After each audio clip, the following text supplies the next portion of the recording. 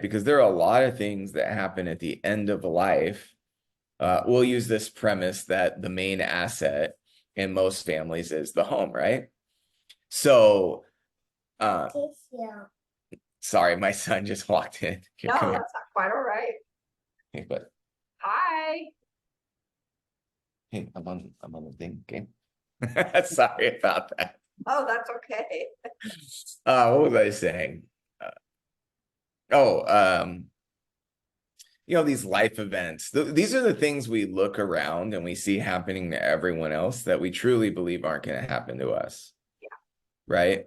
And one of the first things that happens if we need a higher level of care, right, is the state is going to take our home if we don't have the funds or a plan for that.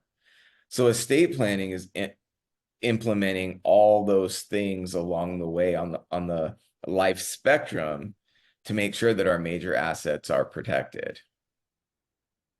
Gotcha. So, can you tell me about a little bit about, say, a, a younger or middle-aged family purchases a home and they're not ill, they're not thinking really end of life stuff, but they want to preserve that. So, tell me a little bit about how they can protect that possibly with a trust. Yeah, so it's super simple, right? And I remember when I had to learn how to do a trust, and I remember the feeling, my eyes literally, I felt like they glazed over a little bit, right? Just the word itself, it sounds complicated, right? But there are all kinds of different trusts. So maybe a family just starting out that's not really worried about any of that.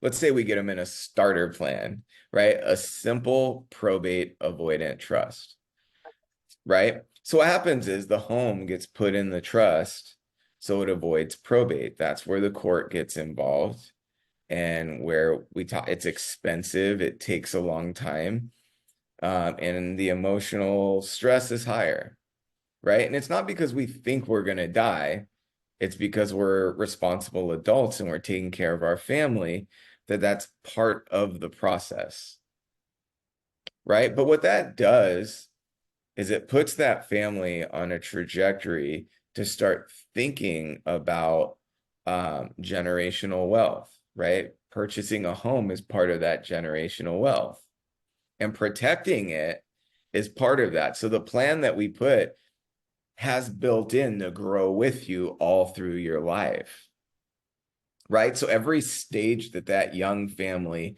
is going to hit, you have a check-in point, right? And someone like us who understands taxes, who understands money, when you have somebody to rely on to bounce ideas off of, it helps you eliminate out those first mistakes that most new business owners or most new to money people make, and you don't have to learn it the hard way, right? It can be laid out in front of you, those next few steps that, quite frankly, people don't know usually because we don't learn it in school.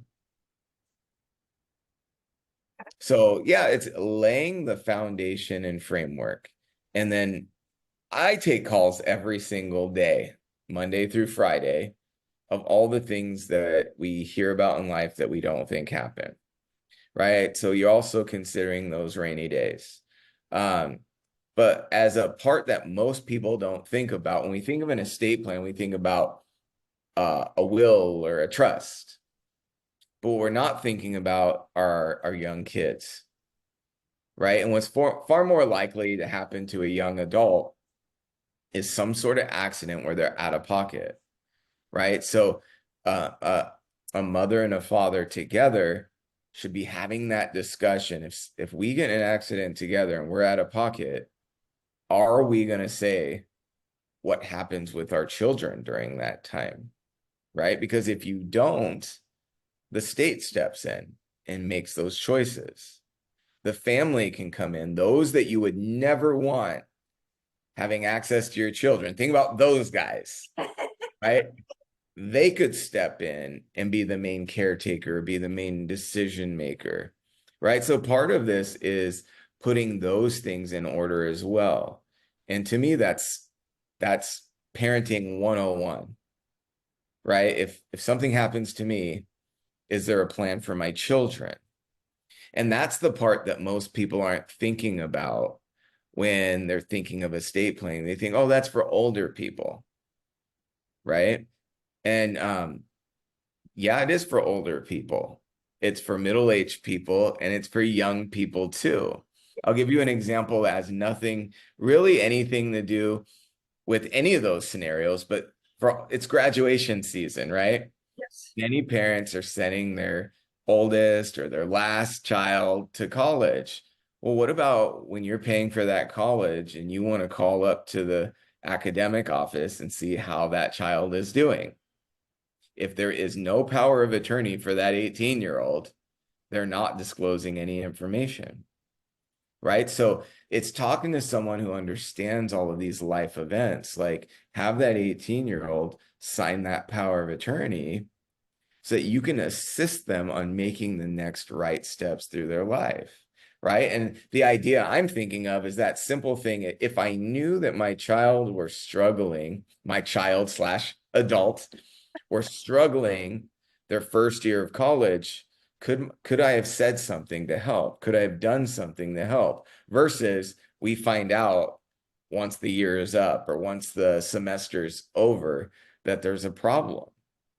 So it's talking to someone like us who understands these life events that can help guide you to see the blind spots that most people do have. Not because we want them, it's just we're not trained that way, right? So go to somebody who that's all they think about.